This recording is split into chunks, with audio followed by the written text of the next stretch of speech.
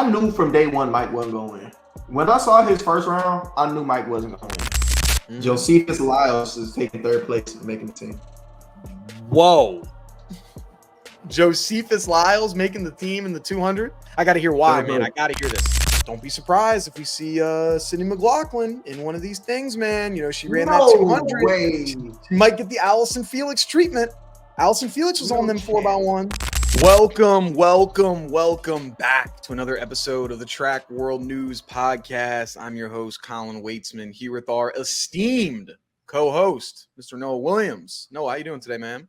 What's going on, bro? I'm feeling good, man. You know, another day. We had some great track events over the weekend. I'm feeling good about it, man. You know, so let's get into it. Good stuff. Love the sweater, by the way, too. That's tough. Hey, man, gotta keep it clean. You know, organic. Shout out Larry June. You know what it is. If you know, you know. If you don't, you don't. Then you gotta get to know it. Then if you don't, you gotta get to. Yeah, tight. Gotta keep it clean, man. How you feeling over there, brother? Doing well. Crazy first segment of the USA track and field trials. We had some crazy news even before it, you know, with the information on Arian Knighton, and so it's been a wild last 2 weeks. Also, huge shout out. Thank you to everyone watching. 30,000 followers on Instagram now. Big milestone. We crossed that over the last few days. Thank you to everyone for watching, tuning in, following us on Instagram. If you don't, then you should do so. But really great moment. Cool to see. I never thought we would get there. I was thinking if I had 1,000 followers, I would be massive. And to think that we got here just in less than 3-4 years is nuts to me. So thank you to everyone for tuning in and supporting the show. So love that. That's huge, man. 30K, big ups, you know. But you grew the page though. Like you've done all of this work yourself, so you know, like you should be proud of that, man. 30K is crazy. Yeah, you're one of the first ones too. So appreciate you starting the journey. We honestly wouldn't have gotten here without you helping us with being one of the first interviews of it was like an actual. I thought there was zero chance you were going to respond back, and then I have to go back to the DMs. I got to go back. Maybe one of these episodes, we'll go through the DM exchange that I had to get Noah on the pod, because I'm sure I remember it was probably like fall 2021, if I think I remember properly. Okay. It might have been. I remember exactly when it was. We'll go over that story. I remember exactly when I did it. We'll talk about that later. Let's get into it. First part of USA trials. We'll get into all of that. Before we talk about track and field, Mr. Noah, your twin was popping up at the at USA trials. Snoop D-O-double-G doing some pole vault. You even got the hair today. We didn't plan it like this. You got it going on. We also had a couple other celebrities. I think Colin Kaepernick was in the building for some of it as well. So what's this mean for track? You know, we're having Colin Kaepernick. I think Emmanuel Acho was there too. We had Snoop Dogg coming through. Magic Johnson just tweeted at Quincy Wilson today, giving him free tickets to a Commanders game in the suite. Like we got things on ESPN stories. What's the feel like with having all these people tuning into the sport right now, man? Yeah, man, it's dope. You know, we getting more eyes. I think everybody respects track and field, and when it comes to the Olympics, I think if you were to ask a random person on the street their favorite track and field event, their favorite Olympic sport, it would probably be track and field. And I think most celebrities kind of fit into that as well. They know that Paris Olympics are coming, and they're kind of keeping an extra eye on track. And I love it. You know, I love that Snoop came and they integrated him in the meet, even let him call. They let him call a steeple or something. And it was his first time watching the steeple. It was cool, man. And, you know, let him run a 200 just to have that face and that familiarity and his reach, you know, his community having their eyes on the track meet and stuff like that. He had a nice engagement with Sha'Carri and all that. So I think that it's good for the brand. I remember a couple years ago, Travis Scott was actually at the meet. So it's pretty common for celebrities to come out. I'm working on getting Ruby Rose there next year to the trials. So, you know, but it's dope, man. I love to see Snoop and those guys coming out to the track. It's good for our sport, man. There you go. Might as well try and get Drewski, I guess, while we're at it. No, Drewski's not invited. It's just Ruby. Yeah. There you go. No, but it's super cool, seeing these people coming on out and sporting the sport. And it's now, hopefully, you see this now. come out during other track meets that we got. It's not just the trials, it's not just the Olympics. Like, we got this excitement brewing the whole time. Like, let's get it going on. Like, so it's exciting stuff, man. So good to see. We even saw Snoop trying to pole vault a little bit, which was pretty cool. So I like that for me. 34, running, what was it, like a 34-second 200 at 52 years old? That's kind of moving, bro. That's not that bad. That's not that bad. Hey, I had a new idea that I think that Snoop fell in love with the sport this weekend, and I think he's going to compete as a Masters athlete. Ooh. I think he's going to compete. This isn't his last time running. Like, he's going to get the itch again soon, and he's going to be doing Masters events. I can see it. I like that. I'd love to see that. We'll get a whole documentary on Snoop with Road to LA 2028, whatever it is. So no, that's cool. I love that. Love that. So let's get into it today. Let's start with the men's 100. So the 100 meters, we had Noah Lyles getting the win over there. Second place was Mr. Kenny Bednarek, and then third place we had Fred Kerley rounding out our top three. Just missing out on an Olympic spot in the individual event was Christian Coleman, who came in fourth, and then high schooler Christian Miller, fifth place, who will be eligible for that relay pool potentially as well. What were your thoughts on this race that we had, and just kind of the series we saw from Noah and I guess the men on the 100 meter side here? Yeah, first off, congrats to those three guys, man. Noah, Fred, and Kenny. They earned the opportunity to represent the country at the Olympics. That's what this is all about, first of all. So congrats to those guys. But I think the bigger thing is like Christian not being a part of the three. Like, that was – didn't you take Christian to win? Yeah, I had him to win, man. So, that's crazy that he didn't get top three. I think that wasn't really on many people's bingo cards. And Fred, man, he did what he said he was going to do. I mean, he didn't break the world record, but he did what he said he was going to do, and he made the team, and that's huge. Despite the struggles, the shooting, all of that, man. Like, respect due to Fred for sure.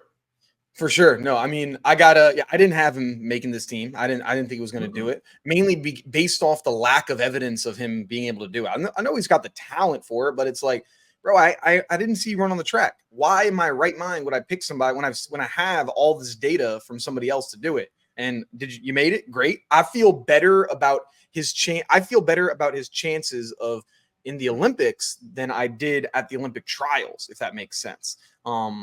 I was also seeing something similar with the post-interview show that Noah Lyles, Rai Benjamin, Grant Holloway did, where they were like, yo, the Olympic trials is the most difficult meet. Like, this is the most stressful meet in the world. They're like, yo, the Olympics ain't even like that. Because it's like, you just got to get on this. You got to get top three. You can't mess up. And we've seen a couple people and what happened there. But I was like, yeah, I didn't feel as comfortable with him going there. But now going to the Olympics, I'm like, yeah, I feel better about him in the individual events and how he's going to do there. Yeah, man, Fred got his sauce back. So in that video he dropped after the race was dope. I don't know if you got to see it. I think he dropped it on all his socials, but it was kind of like a montage of his whole season, like nice commentary over it and stuff. But yeah, man, he got the job done, man. There you go. And Noah coming out with the win. Did you have any knowledge on what was in that briefcase, or he was going to be doing these Blue Eyes White Dragon, pulling out Exodia, or were you watching that for the first time over here? I was watching it for the first time too. Noah's a showman, so he likes to pull little tricks and shit out of his bag, and I get it. Like, I love it, actually. I'm behind it. I didn't know. That was my first time seeing it. So what do you think about that, though? Like, the whole briefcase thing, and then like even the Yu-Gi-Oh cards. Like, what was your take? Yeah. I think it's like, yeah, you're a showman. You're cool. Like, it's not my thing. Like, I wouldn't do it. Like, but do it for you. I love that. Like, you're trying to get an audience. Like, what you're doing here is you're trying to get an audience of people to, look at you and watch you and do all of that. So now all of the kids that are in high school, middle school, college that are like, yeah, I'm into this anime stuff. I'm into Yu-Gi-Oh. I'm into that. And they're like, nah, like, I don't want to, maybe I'm not as confident in the things that I'm interested in, and you see, hey, the fastest man in the world is pulling out a Yu-Gi-Oh card out of his uniform with Snoop Dogg. Like, oh, I can do whatever. Like, oh, I'm cool. Like, he's liking these types of things more mainstream, which is like, hey, good for you. Like, I'm sure there's been some insecure kids around the country, around the world that might not have been as confident in what they like. Maybe have gotten bullied by people, and you look up to, to this guy, and he's doing that stuff. Like, great on you, man. And then to get the win, to capitalize it, like that was big, because his start in the final didn't look as great as it had in the past. But then when I saw that he was even, I was like, it's going to be tough to pass him. Even though Coleman had that lead for the first 70 meters, Coleman was looking great for a while, and then he unfortunately fell off and fell out of the top three. But it was a really good race between the four of them. Yeah, I think it was as well. And just to add to kind of what you said about the whole like the character thing, like it's very much Noah to do that. And he had a post after the meet, like a couple days after, where he said, people call me corny because of the things that I do or the things that I'm into, but I'm the fastest man in the world. So I'm the fastest man in the world being my corny self. It was something worded like that. But, like, be yourself, recognize those things, you know what I'm saying, and make it cool for other kids. I love that. I love that whole thing, So I'm behind it, man. And how about Kenny with a big personal best and getting on that team, and then, hopefully coming into the 200. Who feels better going into this 200 now? Kenny, who set a personal best and is on this 100-meter team, or Noah, who ends up winning the 100 and going into the 200 here? Who feels better going into that race? Probably Kenny. Because I think Kenny knew he could have made the team. He knew he should have made the team. I think we both might have picked him to make it. I'm not sure if you did. I know I picked him. Yeah. So I think people kind of knew he could do it. He kind of knew he could do it, but when he did it, like he did it, So I'm getting spammed right now. But when he did it, and I think that was special. Yeah. So I think he has more. I'm sorry. I think he has more momentum going forward to the 200.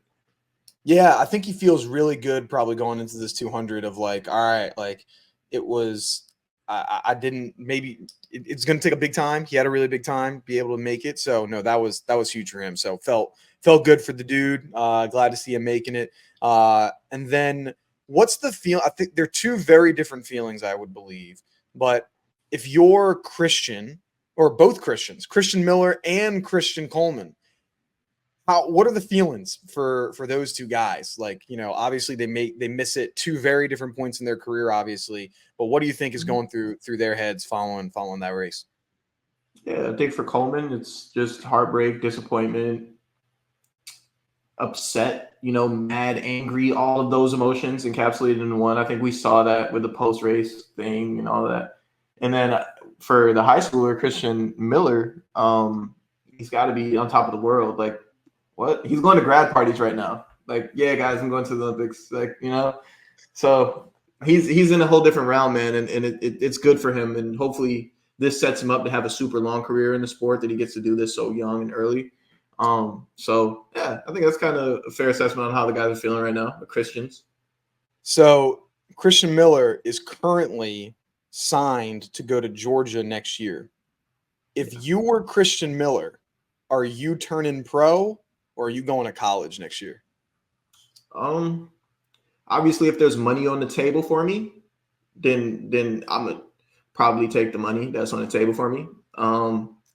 But by going to college, I don't think he's really losing much. At least 1 year, We saw this with Sydney. Sydney was the last one to do it, where she made the Olympic team and then proceeded to go to Kentucky.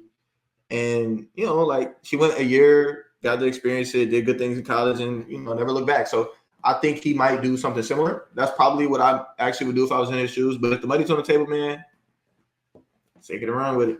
What you think? Yeah. I've heard a lot of different things from a couple different from different people of going to college 1 year. I think being able to like in his situation, like, yo, you want to try to cement your name in the record books of NCAA, get the college experience as well. I mean, like going to Georgia, you're going to be, have the opportunity to, win a national championship, potentially be in the Bowerman. And you're just 18, 19 years old, like be able to have that team environment. Cause I'm sure better than anyone, like the team environment, being at a school is very different from when you're, a professional and you don't have like that team around you. It's very different.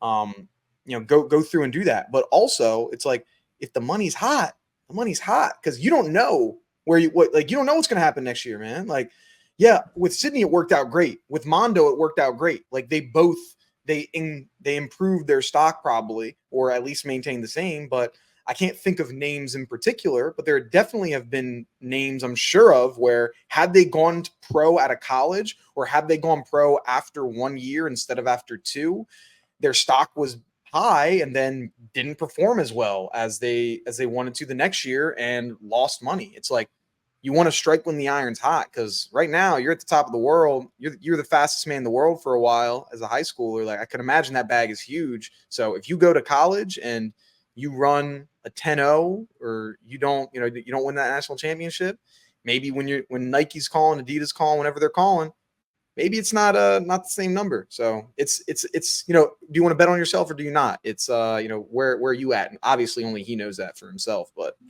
it's a hard debate to go through, man. Yeah, only he knows, but as us being kind of his older peers, I think you could say been through it. Like, I would just tell him, like, bro, go to school for a year. Like, go to school for a year. You'll have fun. Like, you will enjoy yourself. Like, you will enjoy your time. Like, your quality of life will be better if you go to school for a year, in my opinion. Especially with all the NIL money too nowadays. Like, exactly. Like, he's gonna get a bag. Yeah, you can make some stuff. So we'll see. Hopefully, he was talking about in some post-race interviews. He's like, yeah, a lot of decisions have to be made. I think it was leaning towards continuing and going to Georgia and all that, but a lot of decisions. So good luck to him. Let's see what happens. Yeah. Next, head on over to the women's side of the track. The 100 meters, we had, Sha'Carri Richardson getting the win. Melissa Jefferson coming in second with the 1088. Sha'Carri with the 1071. And then Twanisha Terry, TT Terry, 1089, making the team. Tamari Davis and then Aaliyah Hobbs, the first 2 out. I didn't see this coming from TT. Like, this year had been really tough for her. Like, she was not looking great. I had her potentially even missing the final, like in going out in the semifinal or coming in towards the end of the final here. But she showed up. Like, she had a really, really great race of being able to maintain and get in there, and happy for her. All 3 runners from the same event group. I mean, dang, that Claremont area track, they got something down there for y'all, man. But in that square mileage, almost every freaking person's coming from there. So very, very impressive from them. What were your thoughts for it? Yeah, man, that group as a whole advancing. I'm happy for all of those girls. As I said to the guys, congrats to the ladies, all 3 of them. That's huge for them. And, I'm sure they've seen it in training. Like, their training has to be crazy between the 3 of those. But for them to come out on top, man, it's crazy. Like, I didn't see that coming. TT popped out, Melissa popped out, and Sha'Carri showed out. She was kind of the star of the show. I think she's been the star of the meet. So far, I think if I had to name one person, it'd either be her or Noah. And yeah, I think everything's falling into place how it's supposed to. I've been kind of trolling like my Caribbean friends, like, oh yeah, Sha'Carri's about to break the world record, like all kinds of stuff, like anything to get in their head. So yeah, man, that 100 was great. Sha'Carri's got it figured out. Yeah, she looked dialed in. Like, she had like outside of, like, even with the first race where she trips and it's like, oh crap, this ain't look good. She still eventually figured it out and dialed it in. But she looked in command for all 3 of those rounds. Nobody had a chance. She was celebrating before the line, running a 1071. I think this is the year for her. Like, I'm looking at for the Olympics, like talking about like Jamaica, they're all injured right now or don't compete that much. Like, they're not at their top. Like, I mean, we've seen Shelly Ann, like she's had one race. We don't know what that's looking like. Elaine, last time she was on the track, she wasn't looking too hot. And Sharika's had one or two 200s that have been all right, but not like her regular form. And so it's like, if there's a year for you to be on, it's right now.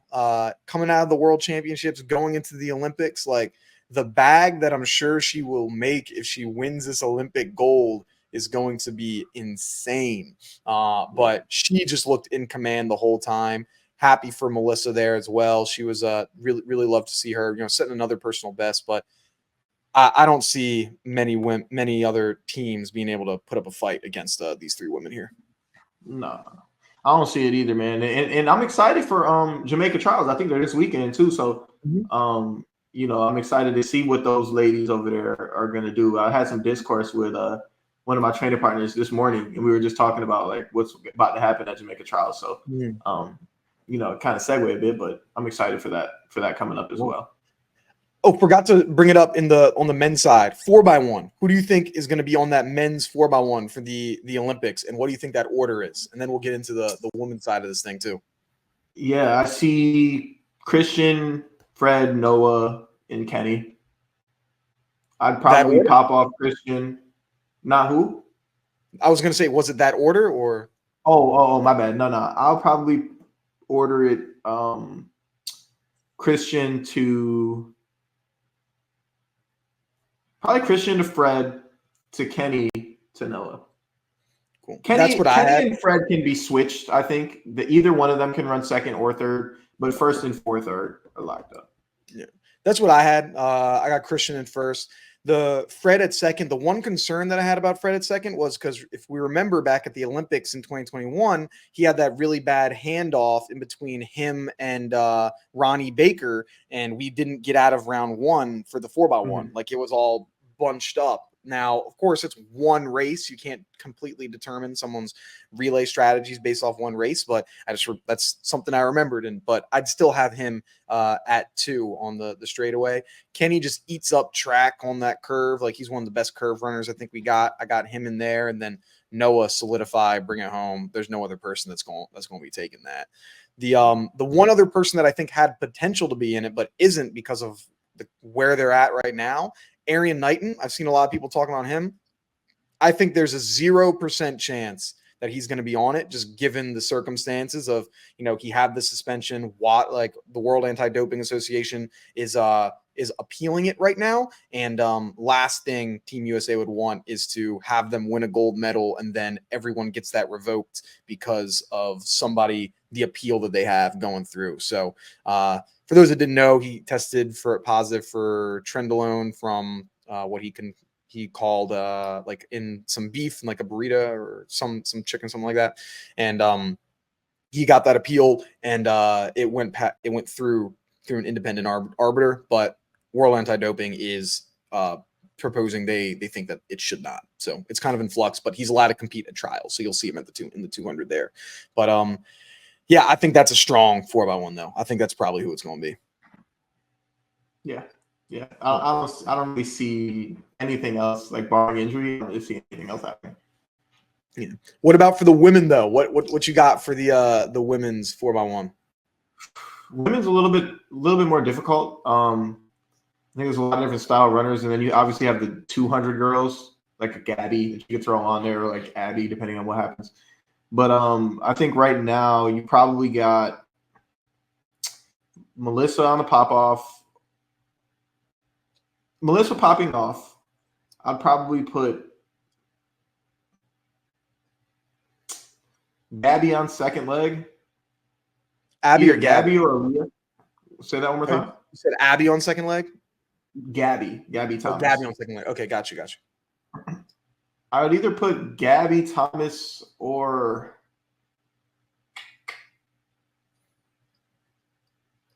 probably either Gabby, TT,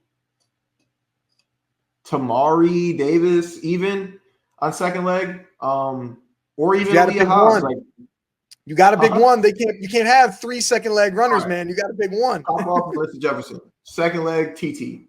Third leg, Gabby. Anchor, Sha'Carri.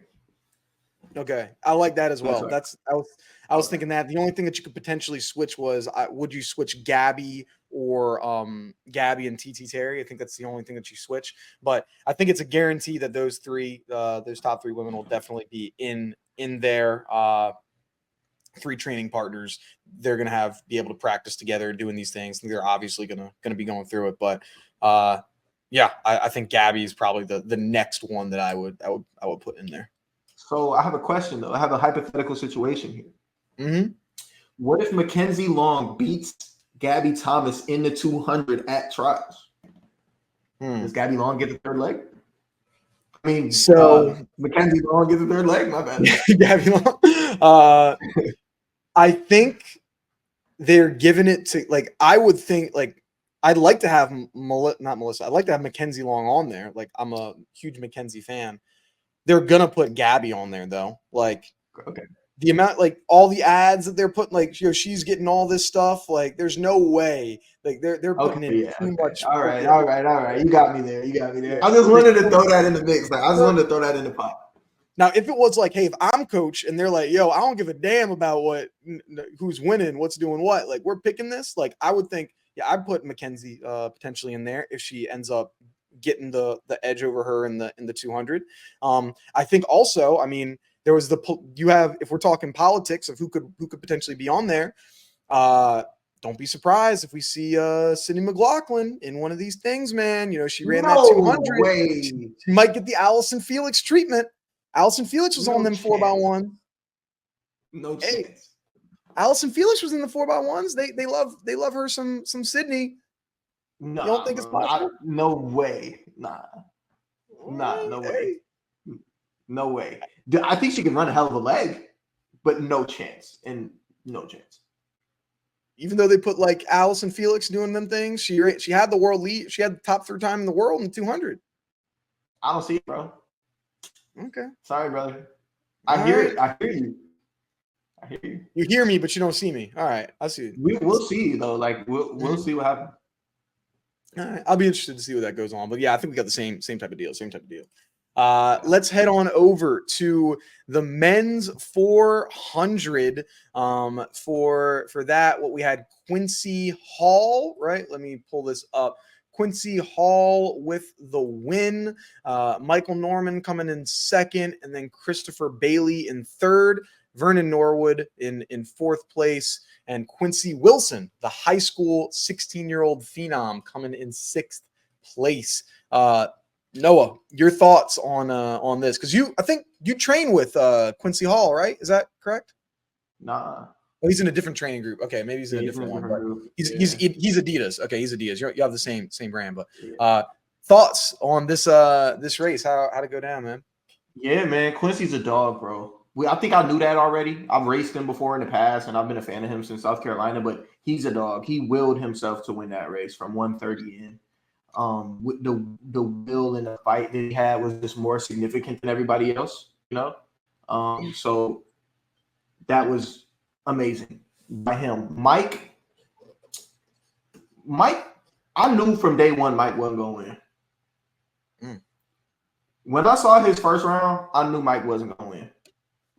Because the first round, okay, when you're real talented, you can kind of just screw around and get by. But it wasn't a convincing screw around to get by. Kids, dudes were flying on day one and day two. And he just didn't really even day two, I think he had the 12th fastest time going into the final, and obviously the way that qualifying works, he still got a preferred lane. But I knew he wasn't going to win. So for him, my initial prediction was if Mike doesn't win, he's not going to get a medal. So I was surprised for him to get a medal since he didn't win. And then third place to Christopher Bailey, making his name be known to the world, man. I was actually shocked. I ain't gonna lie, I was shocked. Another guy I ran against, competed with plenty of times, and I think we all respect the way he closes races. And he did again, the way he closed in Oregon. But I thought Vernon would have had that top 3 locked up. But Chris got it done. So, that's kind of my biggest takeaways. And obviously Quincy Wilson, a high school kid, man. This kid he's here now. He's ready. Yeah. Basically, ain't nothing I could say that Dion and Magic Johnson and everybody ain't already said like that kid is ready right now, you know? So that's nuts. Like, here's some things for I'll get into Quincy Wilson, but Christopher Bailey. So to talk about the close, you want to hear? So he was in 8th place through the first 100 meters, 8th place through the second 100 meters, and then he was in 5th place through the 300 meters, and then 3rd place through the 400 meters. So you talk about the close, like dude was damn near dead last. Vernon was actually dead last through the first 200. For the first 300, he was in 9th place and then got up to 4th. So his close was very strong as well. But yeah, going from 8th to 3rd over the course of 200 meters, like that shows your close that you got, man. Like that's what it's about. And so, good on him. Michael Norman. Yeah, I'm nervous about him in the Olympics, man. I'm nervous about Michael with just like the way, like he should have won this going away. Like he's that talented where it shouldn't even be close. Like he should be running 43s damn near. And he's letting these people run with them too long. I mean, he started off really fast. He 1082 in that first 100 and then 20.9 and through the first 200. So you're going through fast, but we gotta I don't know. I think he should be putting this race into a place that nobody can get, and he's just allowing people to hang along a little bit too long, I think, in my opinion. Yeah, it's definitely interesting with him. Following like the course of his career, he's been in the game for a little while now. Following the course of his career is kind of interesting, like seeing when he can strike, when he doesn't strike, or like one thing. This is cool. Kind of like psychoanalyze the situation. Yeah, and similar thing with me of what you also mentioned with Quincy Wilson, just like dog, dude, 16 years old, running sub 45 3 days in a row, like that puts a toll. That can put a toll on you, especially as a high schooler.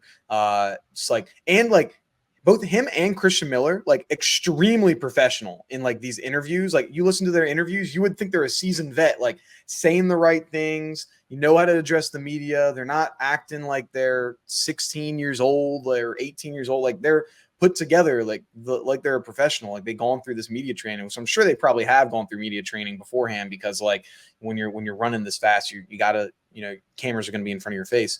But excited for him. I'm hoping that they Quincy definitely is going to be on that 4x4 team. I mean, you came in 6th, and they have both the mixed 4x4 and the regular. So I feel he's definitely in there. We'll see if Christian Miller gets selected on there. I would think he might be. But excited to see what the future is for him. U18 world record. Absolutely nuts, man. Yeah, both of them kids, I think with the media thing, I think both of them know they're supposed to be there. Like they know how they view themselves. They know how they see themselves as an athlete. And I think that's why they carry themselves that way. Like so professional and just so like under control, for sure. Like they see they know they're supposed to be there.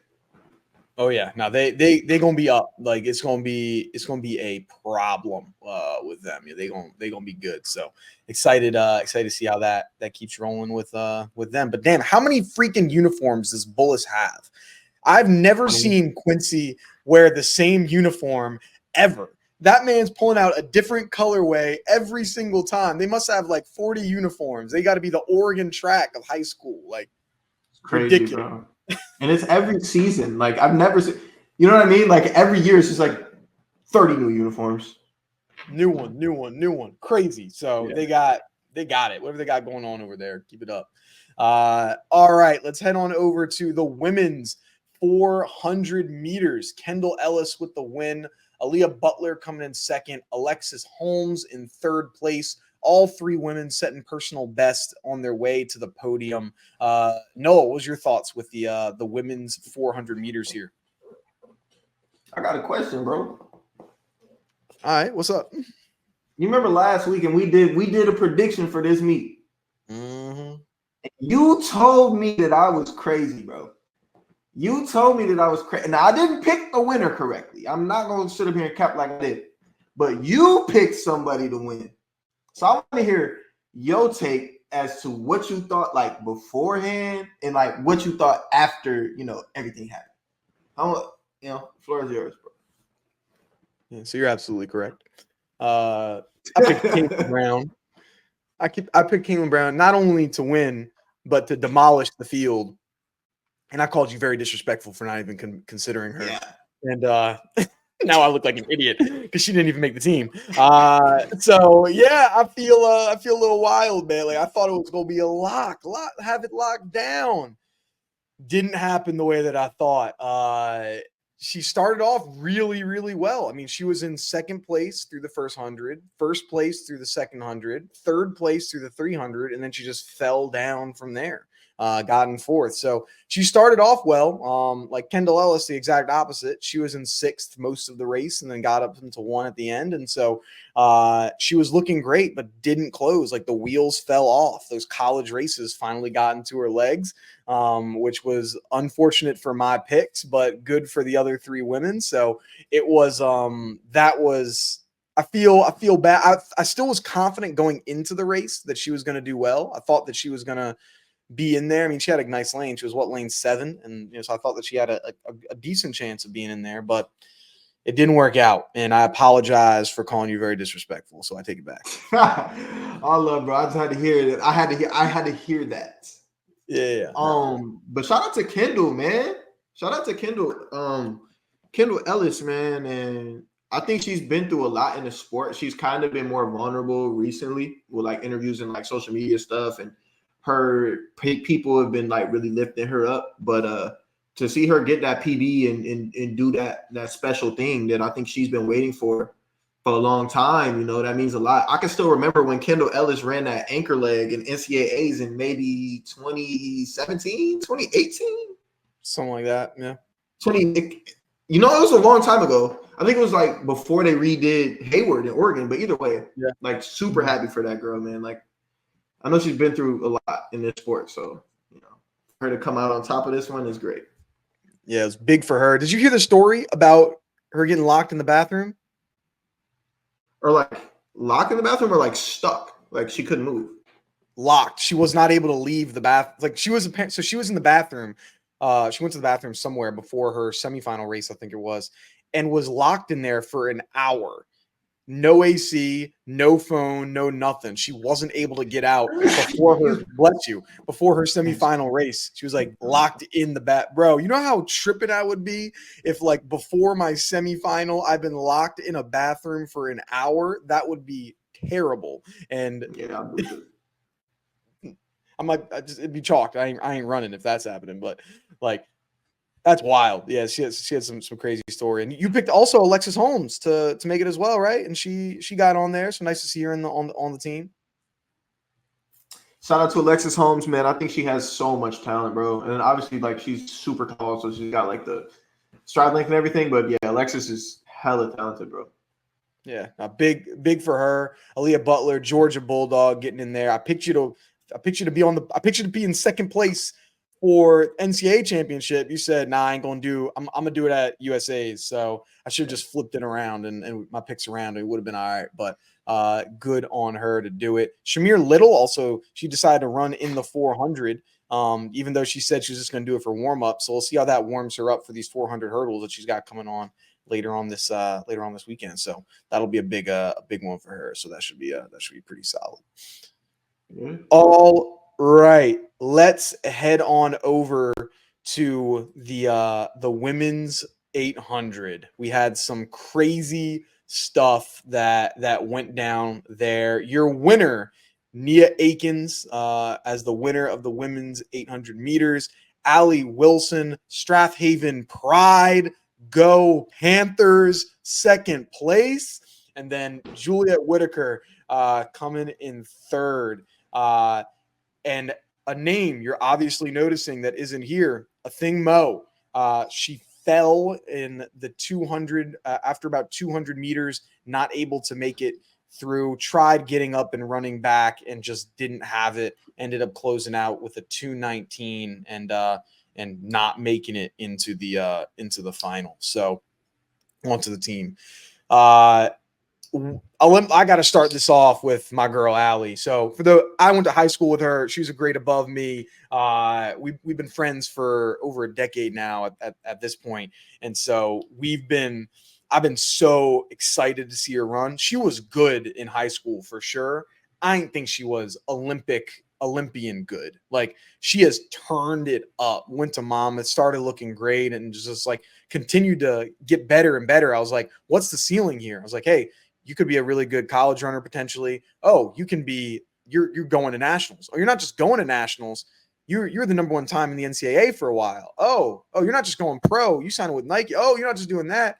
You made it to the indoor world champion. Oh, now you Olympian. Like I didn't think she was like that. And so I was super proud, super excited to see her go through it, and seeing her literally run since I was a freshman in high school, and seeing the development and going from being this middle school kid who was putting the burners on people to now you're in the Olympics. Like it was just been a super cool story. I was texting all my friends about it, so excited to see the homie make on the team. So shout out Allie if you're listening to this. Good stuff.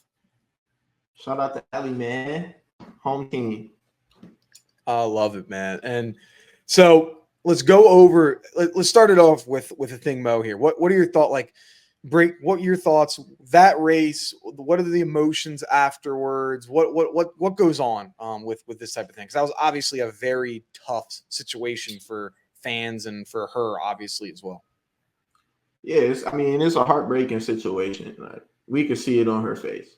And she did a pretty good job of holding it together. But that's the nature of the U.S. trials. It's going to happen to somebody. Like, it's going to happen to somebody. And it just so happened to her. And especially in the 800 where we know it's kind of like, it's going to be room for elbows. There's room for that to occur. Like the way it happened, the way it played out, is room for it. And like Athing of all people that I really hated for her because she's such a sweet girl. Like, sweet smile, all of that. Olympic champ, and obviously we want to see her at the top of this, but the reality of the meet, man, is that day, top 3 that day. And if they ran again, I could almost guarantee you Athing would win. But, it's kind of the cards that she was dealt.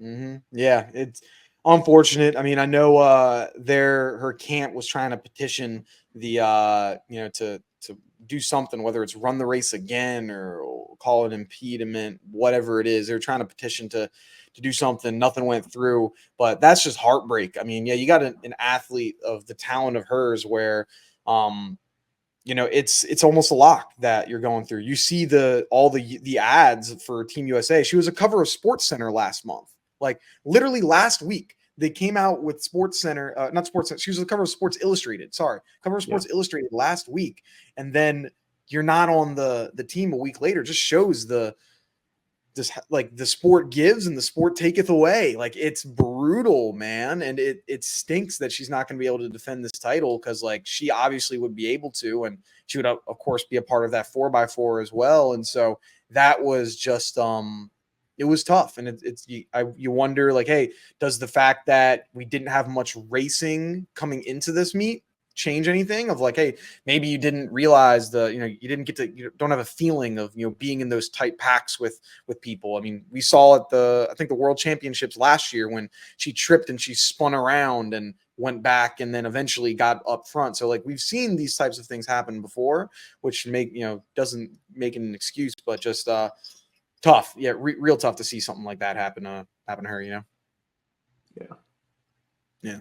Like I feel like, I don't even know what I would want to, like, I'd be completely distraught. Like if this was going to be, I ain't talking to nobody for like a year. I'm not, no media, no nothing, just completely broken. So hopefully she bounces back, feels better. I mean, she could potentially still be on an Olympic team if they can get her, like, because Olympics, they'd be changing up stuff. There's different rules. We'll have to see if they find her for a 4x4 or for 1500, maybe get her in them trials, but she's out. Shout out to the women that made it. Congratulations to Nia, Allie, and Juliette. But, just tough to see, a name like that go down in such an unfortunate way. Yeah. You said it, man. You said it. You were mentioning it earlier of just like how some of the tough stuff where, I mean, we saw this happen earlier on as well with, Craig Angles with his video, and you were talking about like the powerfulness of it and how it's like we were like, yeah, it's a tough video, but it was an important one. What do you mean by that?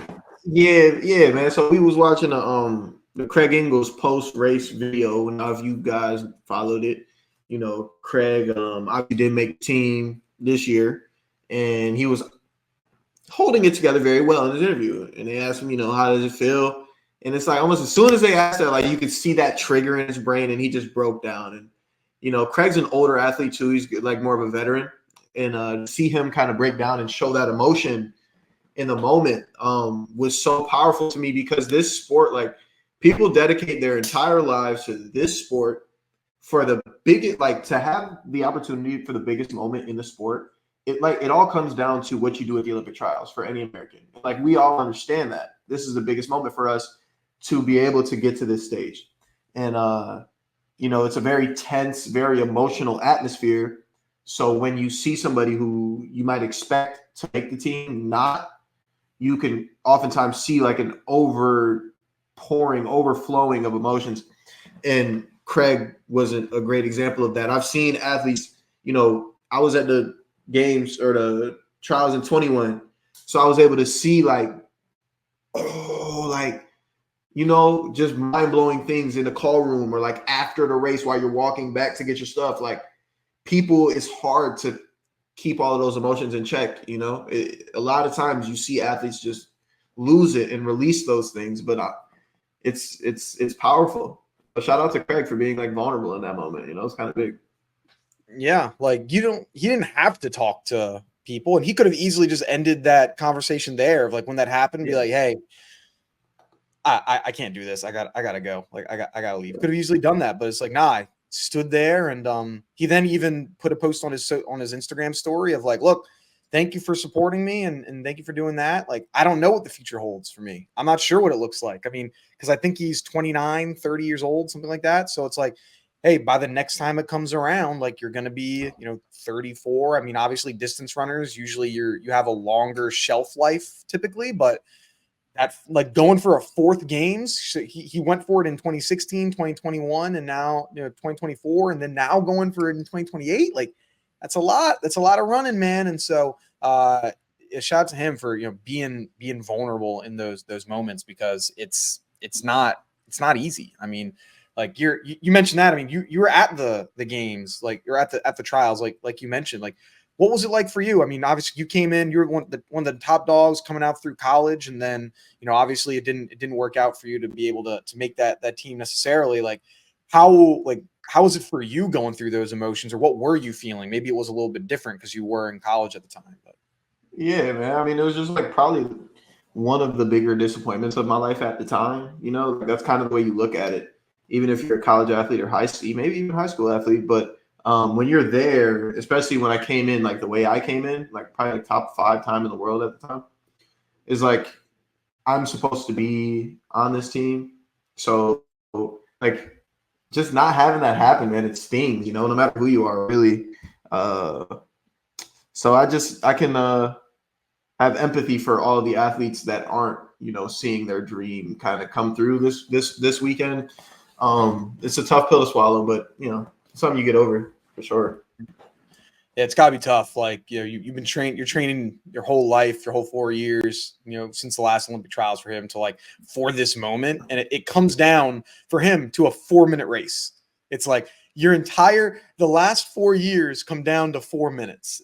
Like that's crazy. And for you, it's like the last 4 years will come down to the next 45 seconds, 44 seconds, and even less for some sprinters. So it's like there's just no room for error, especially for Team USA, the hardest team to make. I saw some people talking about, should we change it where it's not just the top 3 runners, it's selection processes. Like for Great Britain, for example, Zarnell Hughes is injured and he's not going to be able to compete at the trials, but they're like, no, we're giving you a medical exemption and we're going to allow you to go through. Jamaica, Usain Bolt was injured during the Jamaican trials one year and they gave him a medical exemption and just allowed him to go through. Where USA, tough luck. If you don't make that top 3, like you're done for, you're out of here. Like they can't just select who they want. Like, but I've seen people petition saying that we should change it. What are your thoughts? Should we keep it the same or change what it looks like? I think that this system is the most fair way. I think the only thing that should be changed is the amount of bids that Americans could get for an event. Um, I think the standard is important, like to have a threshold of athletes, like you have to be at least this good to go. But for each country to have 3 athletes allowed to, participate, I think, even the 6th place finish in the women's 100 would have won Europeans in the 100. I'm not positive, but I think it's something like that. So there's so much talent here. It's so deep. Christian Coleman's not getting 4th place at any other national championship, any national trial, so the depth of the American talent should warrant more bids. But obviously now I know it's unfair to other countries and stuff like that. But like our talent pool is so deep, that's the best way I see it happening. Yeah. I've seen people talking about like have the Olympic. If you're the Olympic champion, you get a bye, similar to if you're the world champion, like you get a bye as well. Like I've seen that where it's like, okay, so then in this example, Athing Mu still would have been going to the team.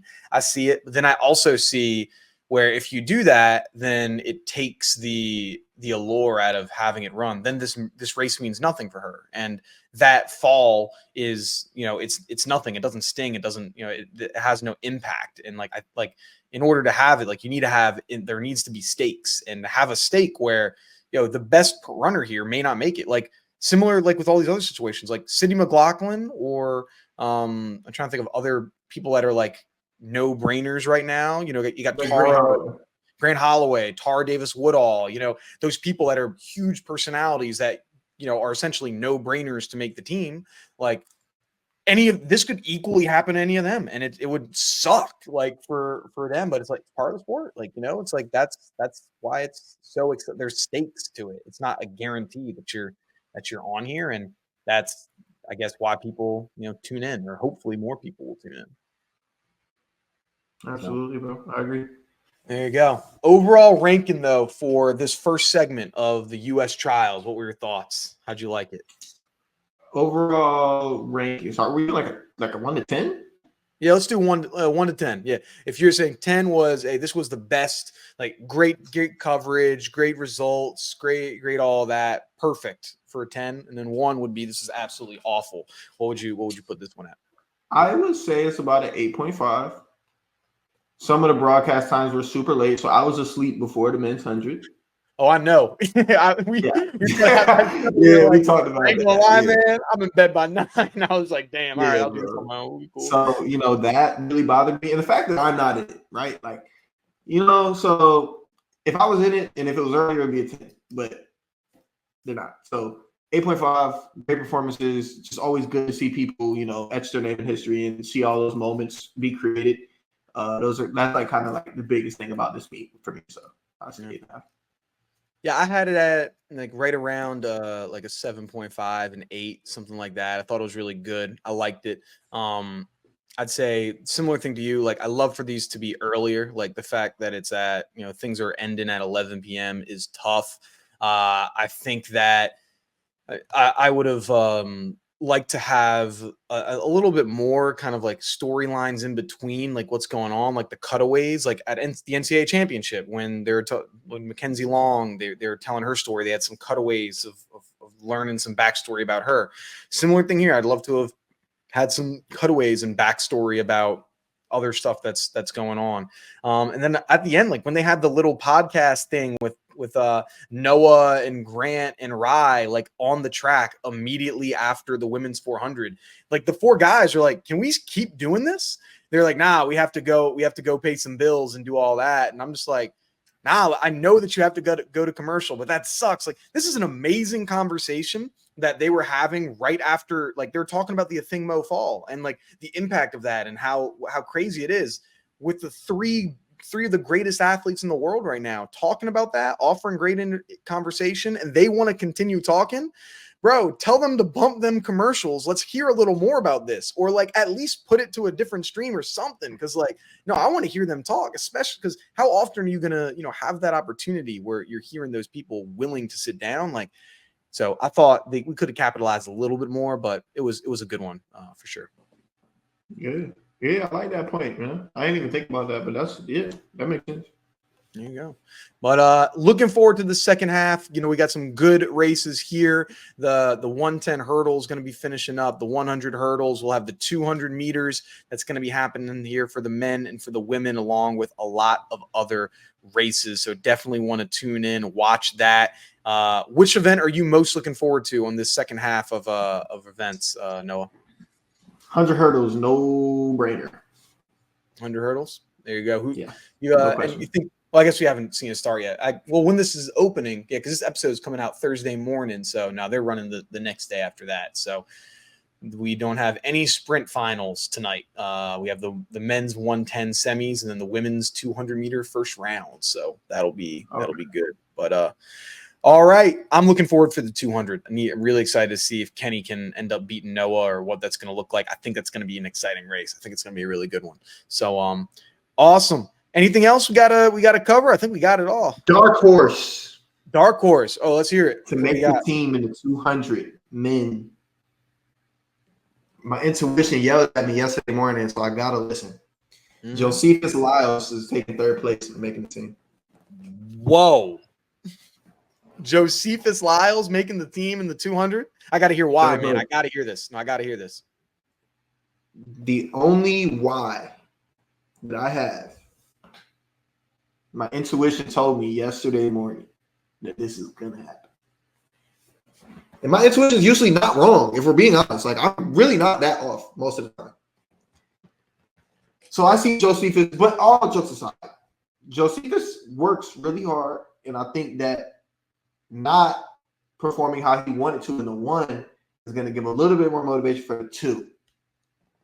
And so he's my dark horse. Okay. I can't get behind it. I'm sorry, man. I can't. I'm trying. That's why it's my dark horse. They don't got to be dark horse. So he's beating Arian Knighton? He going to get third. He gonna get third?